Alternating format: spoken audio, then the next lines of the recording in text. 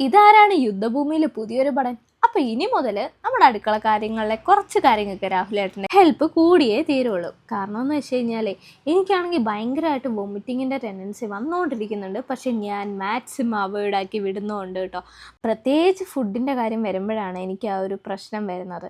കാരണം എന്ന് വെച്ച് കഴിഞ്ഞാൽ അത്യാവശ്യം ഈ കടുക് വറക്കണ സ്മെല്ല്, പിന്നെ എന്തെങ്കിലും മസാലാസൊക്കെ ഇട്ട് ചിക്കൻ കറിയൊക്കെ ഉണ്ടാക്കുമ്പോൾ ഉള്ള സ്മെല്ലുണ്ടല്ലോ, അതൊക്കെ വരുമ്പോൾ എനിക്ക് ഭയങ്കര ബുദ്ധിമുട്ട് തോന്നുന്നുണ്ട്.